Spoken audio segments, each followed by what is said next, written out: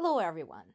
The story that dominates major news sources today is this one um, about Russia's new secret weapon. Well, not secret now, being shot down over Ukraine.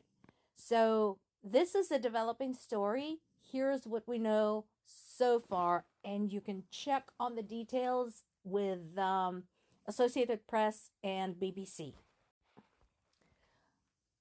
Over Ukrainian city of Konstantinivka, uh, what everybody thought was just another Russian plane going in to bomb Ukrainian civilians. People saw the uh, chemtrail split in two, and another object appearing. So, what is believed to have happened is that this was an incident of friendly fire, and that the second object was a new Russian drone.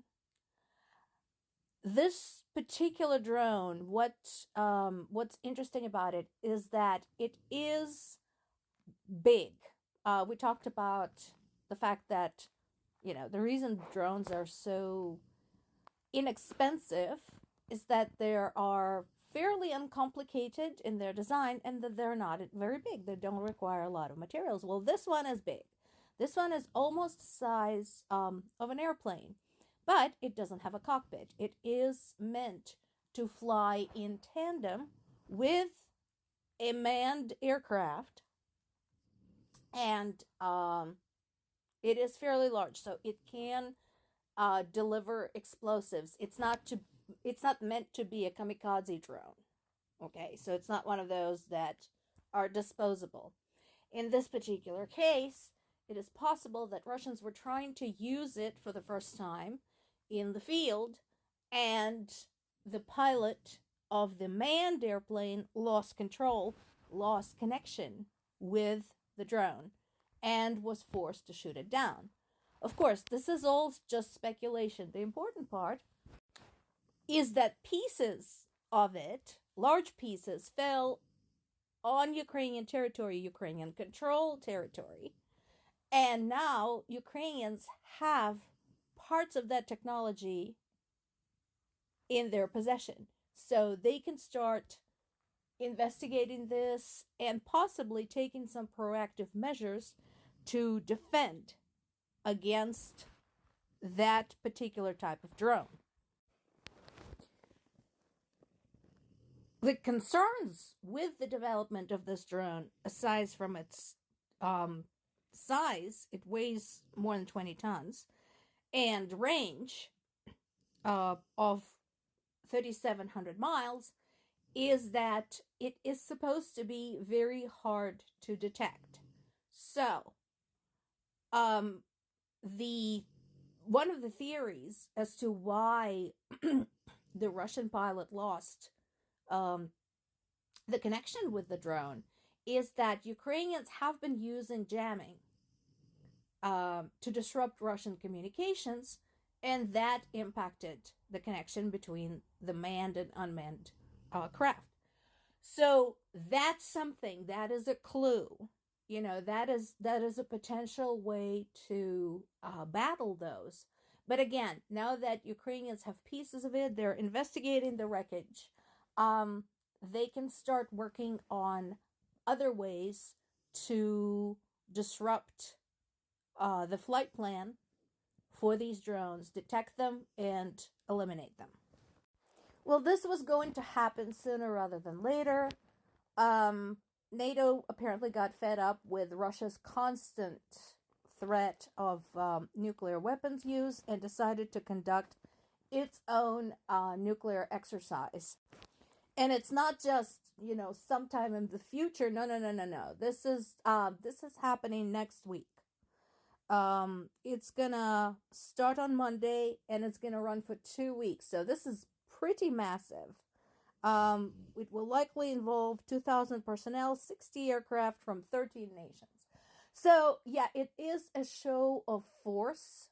I don't know if it's going to have any effect on Russia's um, saber rattling, but you know, it's it it's prudent to dust off the old nuclear exercise plans every once in a while and make sure everything works.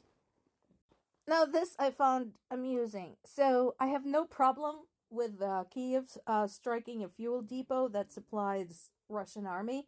I do have a problem with Zelensky wasting his time with Pope Francis. Let's break this down. So, we heard about a fuel depot hit in Theodosia some days ago in Crimea. This is not the same one. This is a different one. This facility is in the eastern part of Ukraine. So this is huge. This is very important because if you recall, the eastern part of Ukraine is the one where fighting is the hardest right now. So,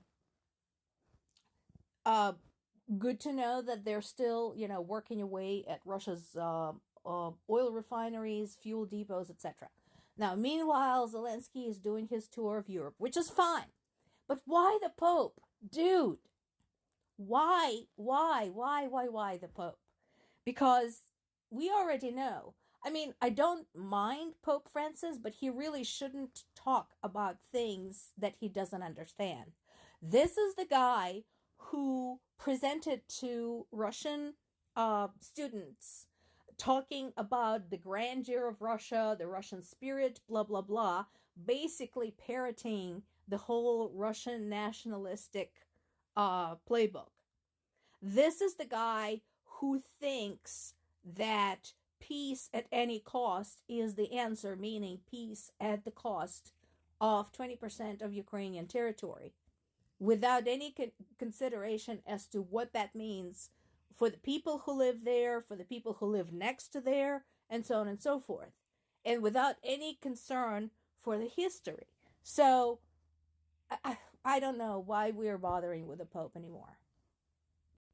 Now, this past month, September, has been the bloodiest month for Russia. They were losing more than 1,200 people a day on average. So far in this war, 2.5 years, Russia had lost more people than in all of the conflicts it participated in after World War II. So not as many as in World War II. That was unprecedented. But more than since then. You can pull up on Wikipedia and look at what all Russia participated in. And of course, the most prominent was the 20-year-old engagement in Afghanistan, but there was more. So look it up. In the past 3 months, Russia attacked Ukraine's port infrastructure 60 times. And that does have international implications. You want your grain, you want your sunflowers, you want your corn, you want a bunch of other Ukrainian exports. You have to protect the port of Odessa. Ukraine can't do all of it on its own. Now, Ukraine is doing some of it on its own. So we are now back to the hit on the oil depot in Crimea. And this is the consequences of it.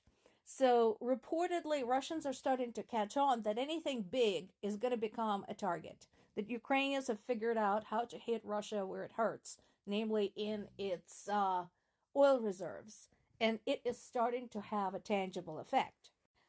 The attached underground movement has already caught on to this. So they are the ones that helped out with the destruction of the oil depot in Theodosia.